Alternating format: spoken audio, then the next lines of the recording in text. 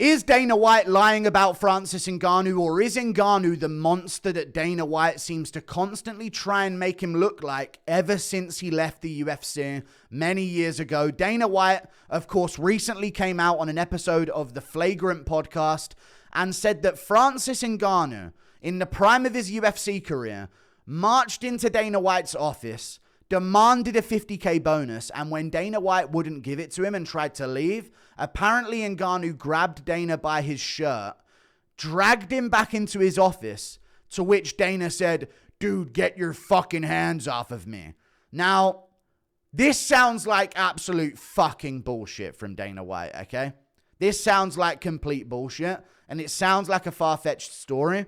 So I think there's some layers to this, and that's what we're going to go through in today's video. I'm going to play this story from Dana White, but I think there's a reason why he's coming out with this now, years later, instead of before, because it's such a far-fetched story, but maybe he thinks it would be believed a bit more if he came out with this now.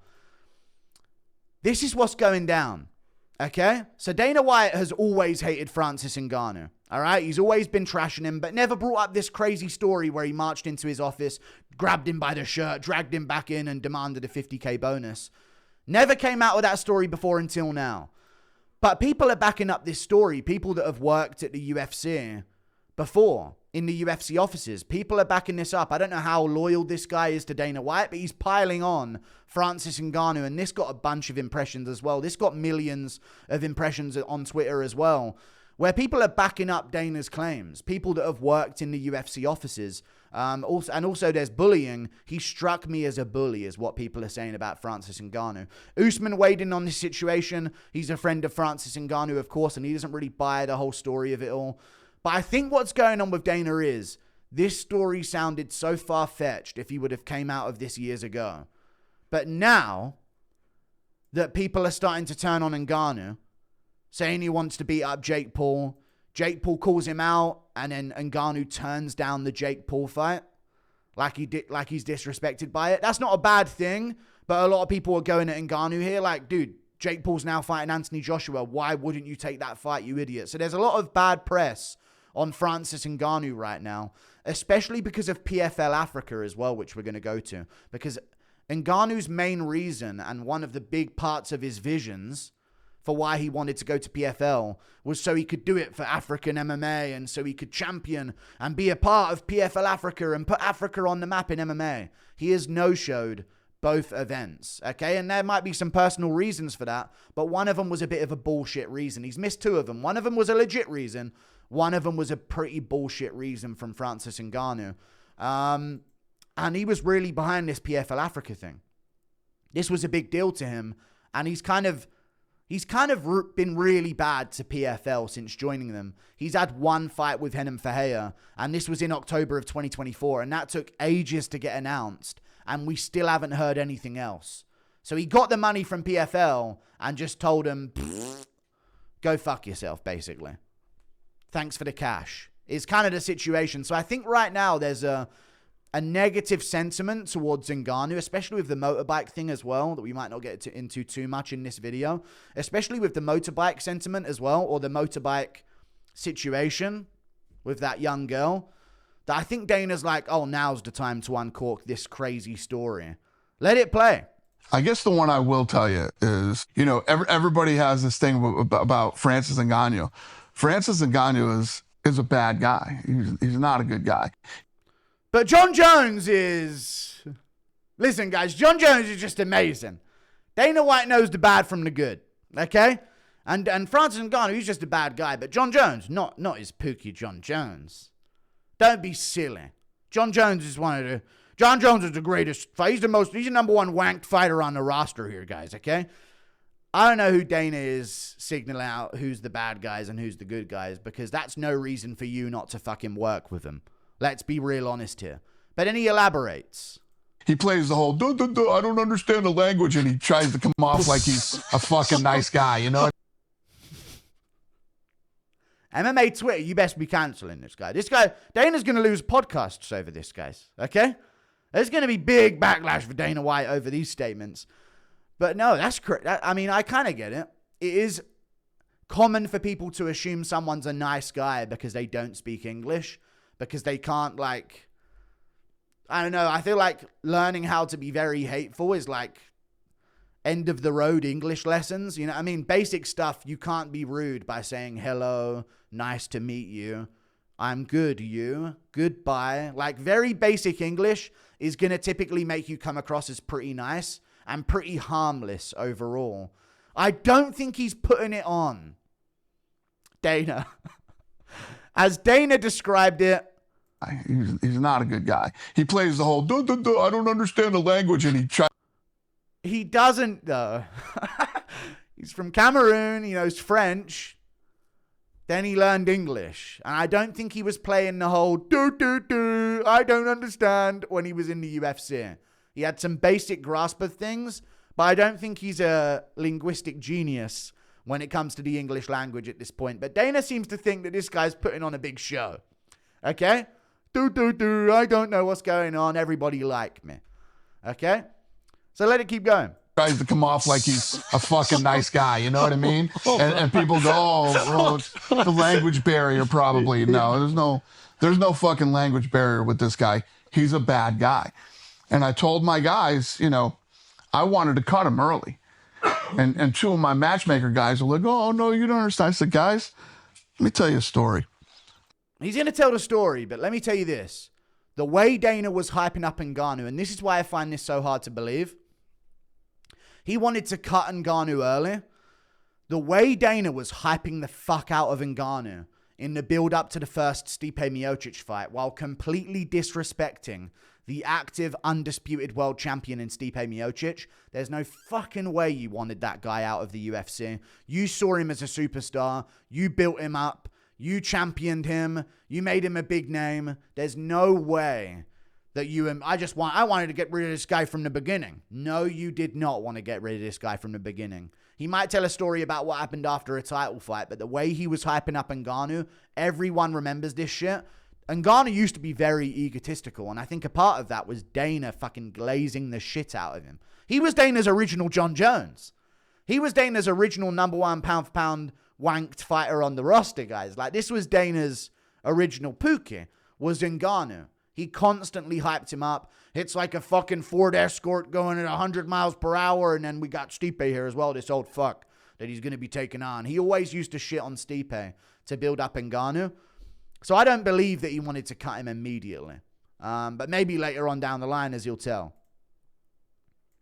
When somebody shows you who they are, believe them. When Jones beats up his wife, don't believe him. It's Dana's rule of law, okay? When somebody shows you who they are, believe him. But when John Jones beats up on his wife, I don't believe it. What? John Jones beat up on his wife? I mean, come on, you guys. I mean, we don't discuss this till Tuesday. I mean, Dana White, you cannot say that while glazing John Jones beyond belief. When somebody shows you who they are, believe them. How many more fucking times does John Jones need to show you who he is? All right? How many more times does Jones need to do that before you start following that motto with Jones that you're holding so strongly and so sternly against Francis Ngannou? Absolutely insane, in my opinion. But there you go. When John Jones shows you who he is, don't fucking believe him. Don't believe him, guys. It's just a big mistake. All right? He's the pound-for-pound number one ranked fighter on the roster. Come on, you guys. Believe him. And this guy has shown. So he's going in to fight Stipe Miocic in Boston. And he knows he's going to fucking kill Stipe, right? So did you, by the sound of you in the build-up of that fight as well, by the way. So after the press conference, we're walking down this hallway, and he comes over to me, and he grabs me.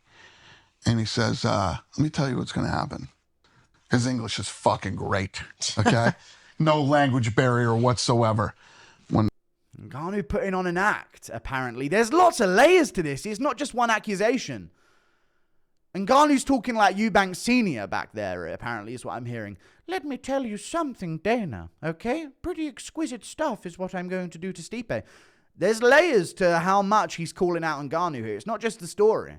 This guy's apparently like a linguist that pretends to be, I don't know what they're saying. in front of everyone else. It's so far-fetched. I kind of want to believe it, but I know it's bullshit. When this fight's over, you're going to book me a private plane to Paris. And I said, I laughed and said, oh yeah? He goes, I'm not joking. You're going to book me a private plane to Paris. So, okay. So we go our own ways. Stipe Miocic beats the fucking shit out of him. So that ended. That's the only time I've ever heard Dana glaze Stipe. Just keeping it real. Other than to like prop up a 42-year-old that John was easily going to beat. That's the only real time I've heard Stipe really be glazed by Dana White. Because you weren't glazing him in the build-up of that fight whatsoever. That whole conversation. And he had just fought. And he comes up to my office. And, he's in the hallway or whatever hanging out. And I said, come on in, what's going on? And he was pissed off that he didn't get a $50,000 bonus in his last fight, that he didn't get the bonus of the night. And I said, well, Francis, you didn't get it because this, that. And he's in my office and he's arguing with me. And I'm like, yeah, this guy got this guy got that, and this is why. The conversation's over. I'm starting to leave. And he grabs me by my shirt. Fuck. And like pushes me back in my office. And I said, dude, get your fucking hands off me. Yeah. Yeah, buddy. Yeah, that's what Dana said to him, dude. Yeah, you best believe it. And this is the truest part, guys. You got to really believe this bit. That's a crazy story to tell, but trust me, Dana's a fucking badass, you guys. Okay? This is a fucking badass guy right here.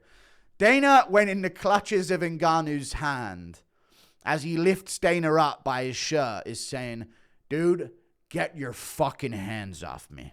Okay? Because otherwise Dana's going to whoop that ass. Okay? That's what I'm hearing. Dana, trust me, guys. Dana White's a fucking badass motherfucker, dude. You don't want to mess with Dana. You really don't want to mess with Dana. He'll tell you. He's not even scared of Ngannou. Get your fucking hands off of me, he says. Wild. That's the one part I don't fucking believe. This is a crazy story to hold on to. Why was this not said sooner? There's a few seconds here. I want to see if he mentions anything. Those were the words that came out of you when Francis Ngannou grabbed you by the shirt? Yep. I'm a fucking badass guy. Yeah, and I told that to Steiny yesterday, and he believed me as well. I bet he tells this to the fucking Nelk boys on the poker tables. I bet you anything, even though this is maybe the only time this story has been made public, he's been rehearsing this one in front of Steiny on the baccarat table for years, dude. And then get this, Steve. Steve will do it, hey. And then I told Ngannou, you get your fucking hands off of me. Right? Yeah, I'm a fucking tough guy, yeah. This is crazy. A crazy story to hold on to for many, many years. Okay? When Dana was originally trashing Ngannou and saying he's a terrible guy, we can let him rip here. This is from a while ago. Francis isn't a good guy. He plays the good guy. I don't understand the language and, Consistent, even years before, to be fair. So he seems like he's a nice guy. He's not. And he's just not a guy that I wanted to be in business with. We'll never be in business together. Yeah. Dana White doesn't do business with bad guys. John Jones, we'll give you 30 million. I mean, come on. Anything for you, John Jones. But listen, guys, we don't do business with bad guys. He's a bad guy. We just don't want to do business with him. But John Jones, on the other hand, and anyone else who's had some fucking fuck up in the UFC that you continuously done, there's something else. Is it the fact that he bitched Dana? I'm starting to think that Ngannou didn't just grab Dana by the shirt and Dana said, get your fucking hands off of me. I'm starting to think that at some point, Ngannou threw Dana White across a room in his office into his fucking wardrobe of poker chips, and they all just fell on top of him as he sank towards the bottom of the floor. I'm starting to think there's more to that story than Dana White saying, get your fucking hands off of me. You damn dirty. I mean, he probably wouldn't have said that. But I'm starting to think there's more to that story. Maybe Ngannou fucked Dana White up in his office at one point, and that's where this bitterness has come from, because to say that while also doing business with Jones is absolutely insane. We don't like each other. He pulled some shit before the first Stipe fight, and then Stipe beat the shit out of him. Great night. He actually, he owes me money because we had to watch that fight with him and the Black Beast. He should actually pay me back for that fight. Me praying for it, trust me, I don't think about Francis that much. The only one who's praying for his demise is probably the PFL because they signed a shitty contract with a guy that doesn't deliver any numbers and ticket sales or pay-per-views, so. Ngannou does deliver numbers, though. He is a big name. You know, even with the fight with him and Henan Fahea, this got like 27,000 likes, and this is just one of the posts on an alternative site that reposted it. Ngannou does bring in name value. The fight with Fury and the fight with Joshua were massive fights. Very, very big fights, and Ngannou has a massive following as well. But there is some truth to him saying that PFL should be pissed off with Ngannou. But I want to go to this first, okay? And this speaks to something as well. This is apparently a guy who worked at the UFC before and did used to work at the UFC offices. And he says he hasn't heard this story before from Dana White. Interesting that it didn't make it around the office. They just didn't hear anything going on in Dana's office. This never got around anywhere. This wasn't like a common story behind the scenes. But this guy says he believes it 100%. Okay?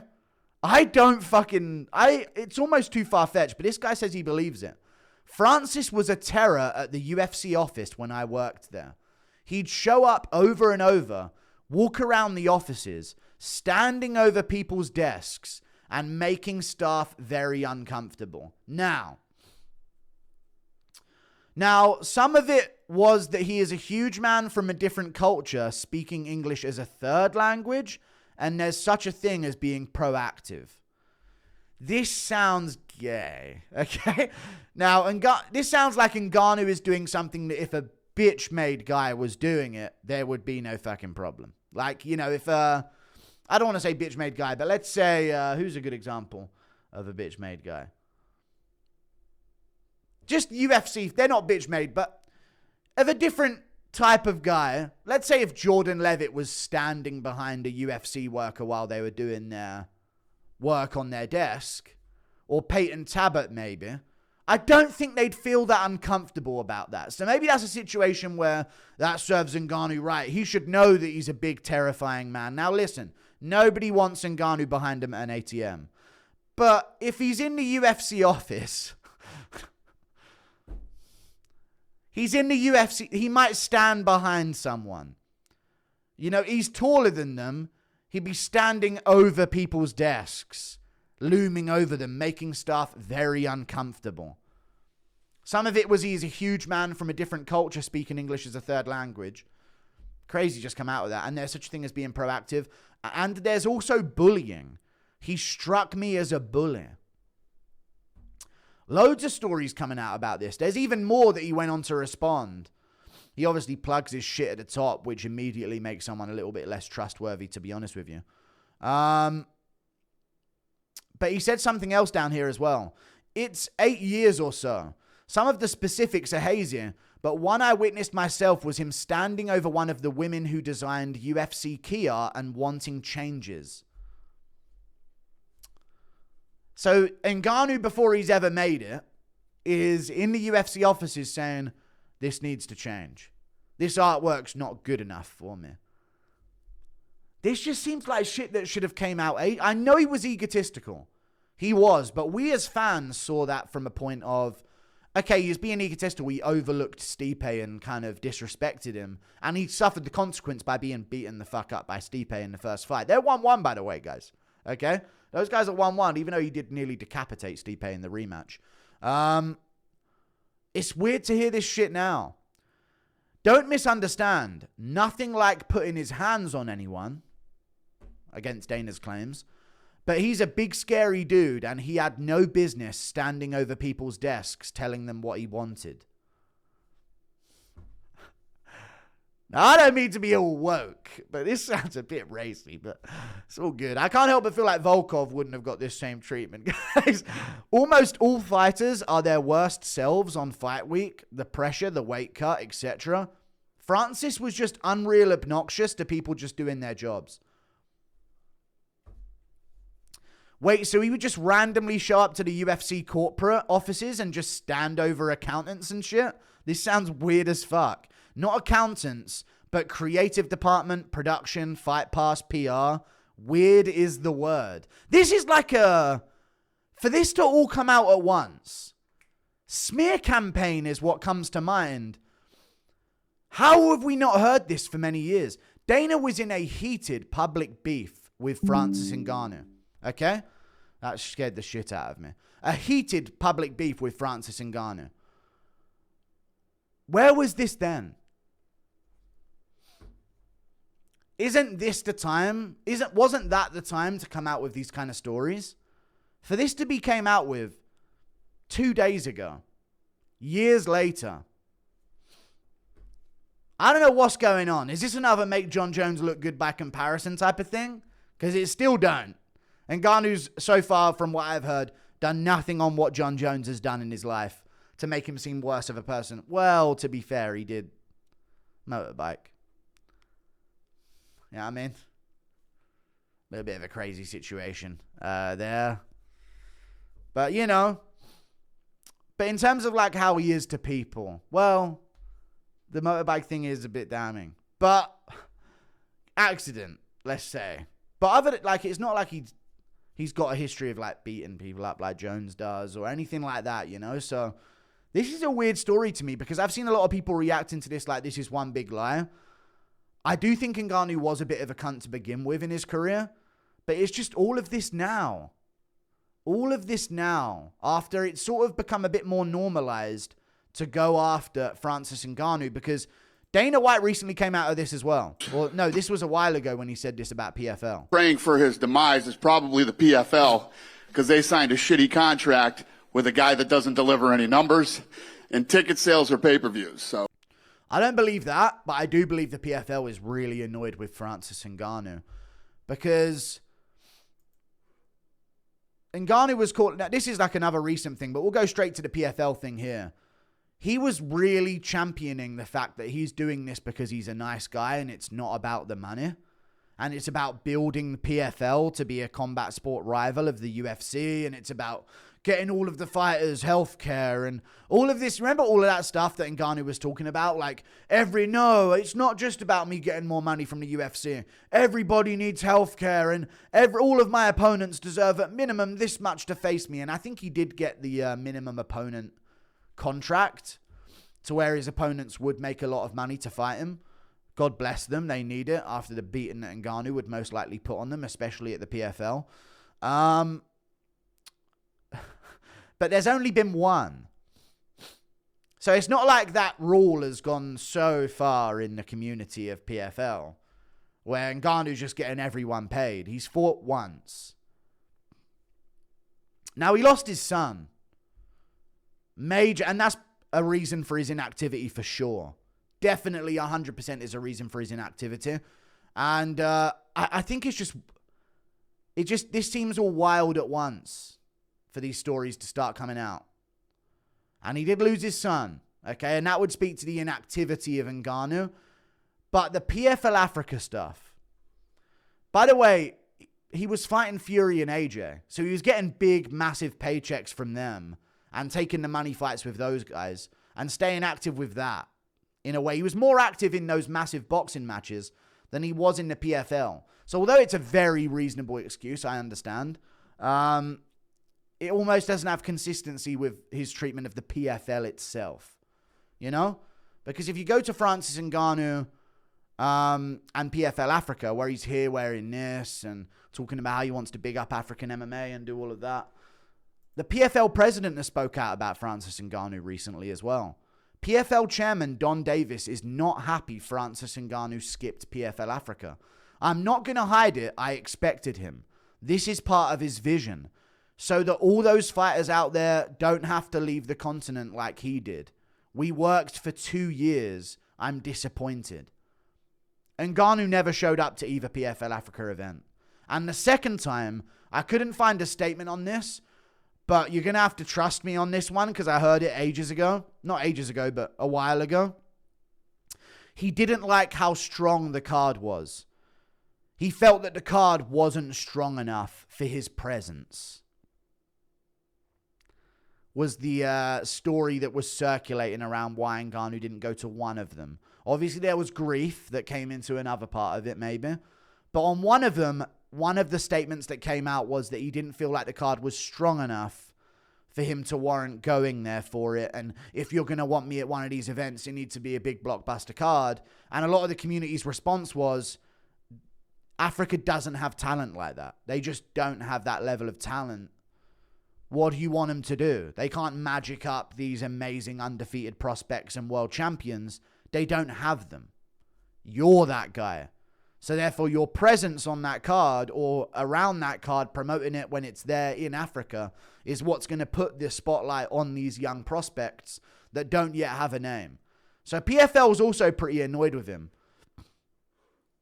But this whole shit's crazy. And then there was the Jake Paul thing. He's saying, next time I see this Jake Paul guy, I'm going to give him 2 or 3 slaps.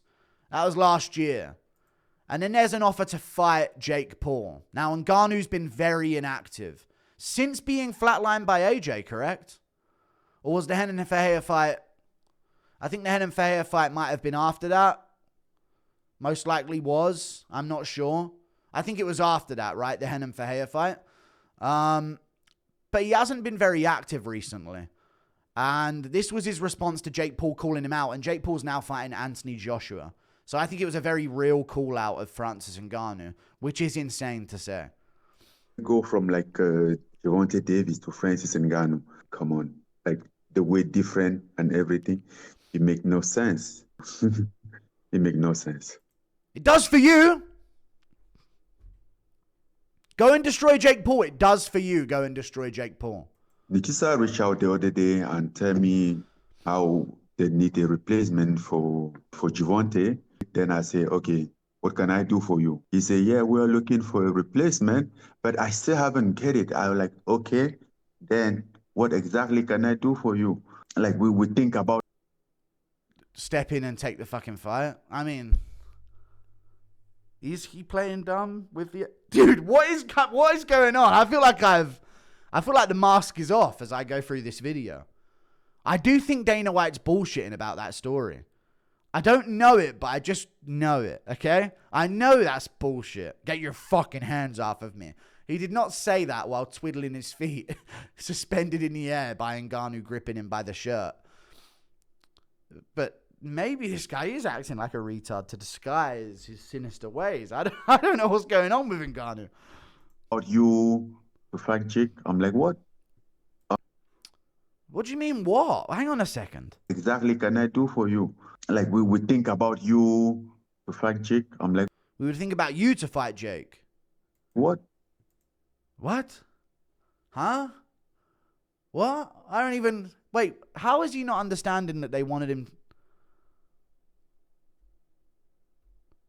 It makes no sense. I was so confused. I'm like, no, bro, come on. Don't disrespect me like that. I'm not interested. I'm like, who's Jake? I was so confused. I'm like, who's Jake?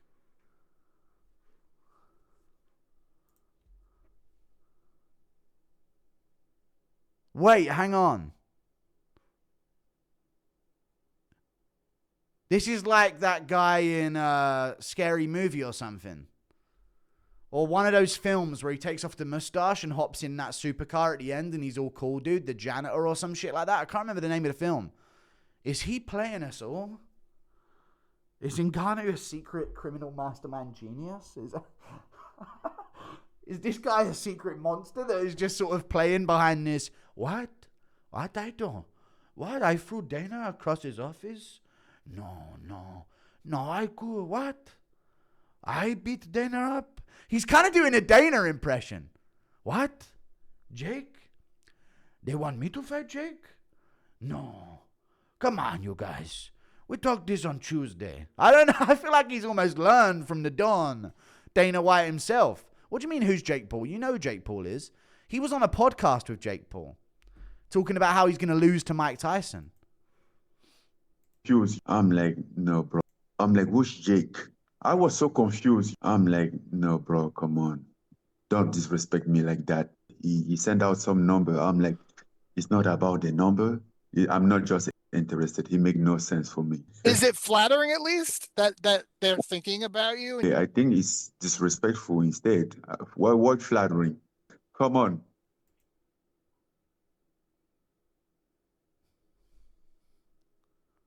Did he duck Jake Paul?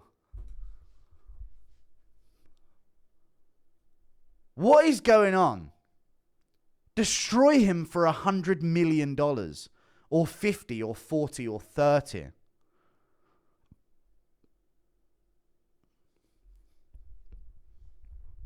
I didn't know what way I was going to go in this video. I was all on board to say that Dana White's completely bullshit, and I still want to say that. Acting like you don't know who Jake is, not understanding that they want him to step in on short notice, then don't disrespect me like that with this Jake Paul fight. Well, Anthony Joshua's not fucking disrespected by it. You said you wanted to fucking beat the shit out of him. You've openly spoken about that.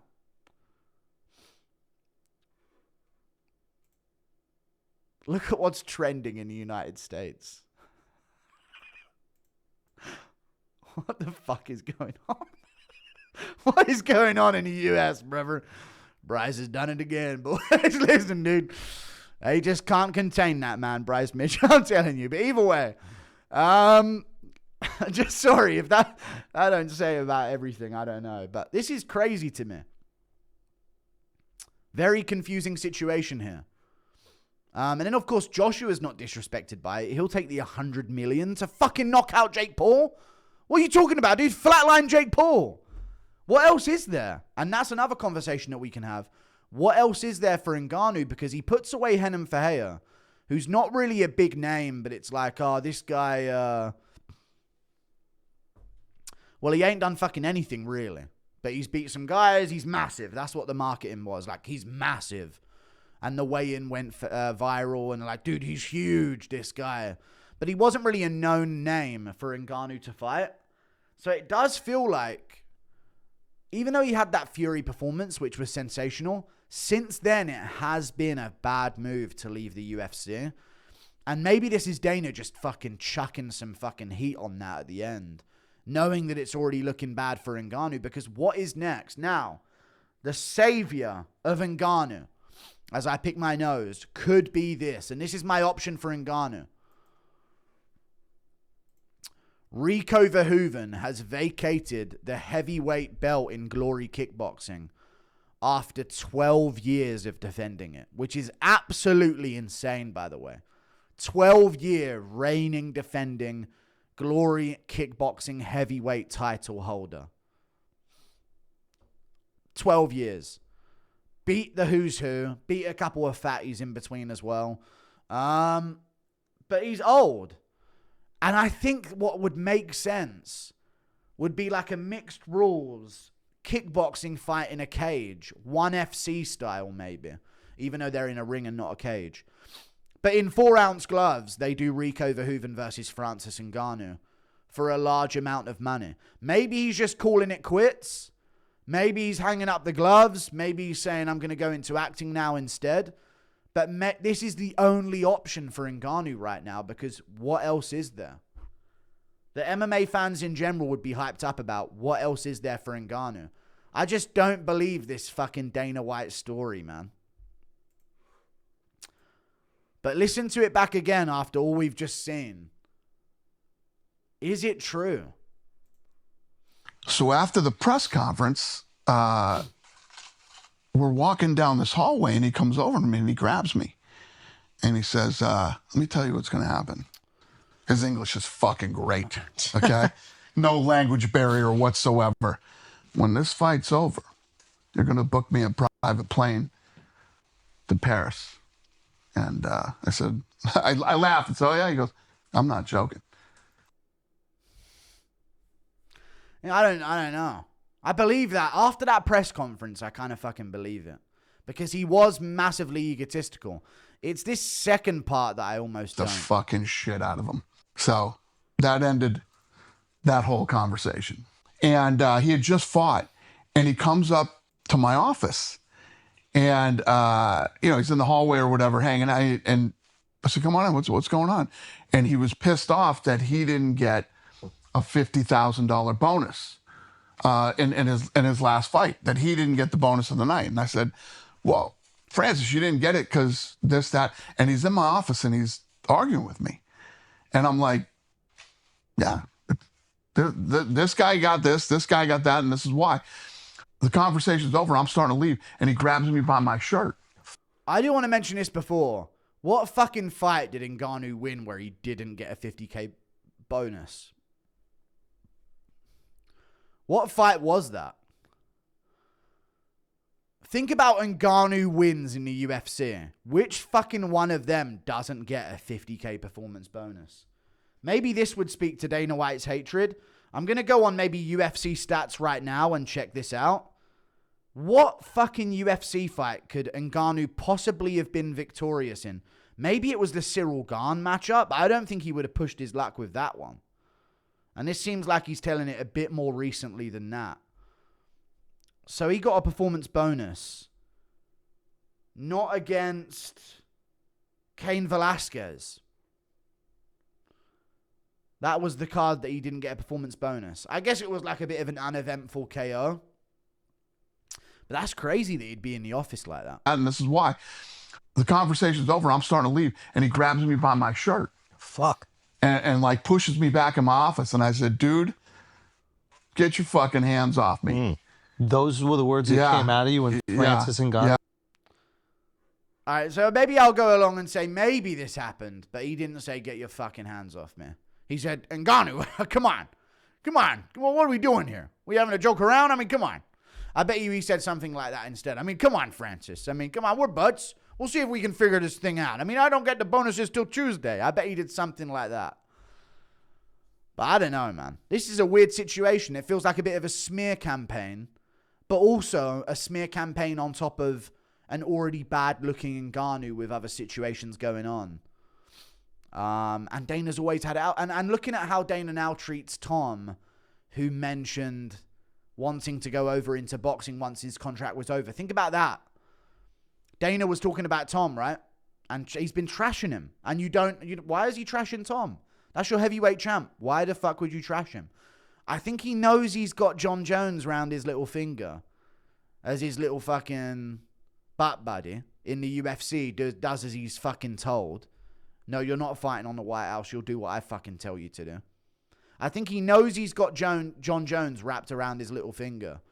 But with Ngannou and Tom, maybe he doesn't. But this just seems excessive. And it seems like a wild story to hold on to until now. So maybe this will all come to clarity over the next few days. But yeah. Like and subscribe. Thank you for watching. Toodle Pip. I'll see you later. Goodbye. Just a deep dive on this whole situation because it's fucking weird. Even everything going down. I don't know. I just felt like more would be going on with Ngannou since leaving the UFC. And since the Joshua loss, it's been pretty fucking uneventful. And even the Joshua loss was very uneventful as well. So we'll see. Turning down like, what, 50 mil, 40 mil to knock out Jake Paul? You'd fucking flatline Jake Paul in a round. What? Who is Jake? You know who he is. I don't get it. What do you mean replacement? You don't know about short notice replacement? Something's odd. And it's detached enough from his loss to be like, what is going on here? See you later. Goodbye. Let me know what you think. See ya.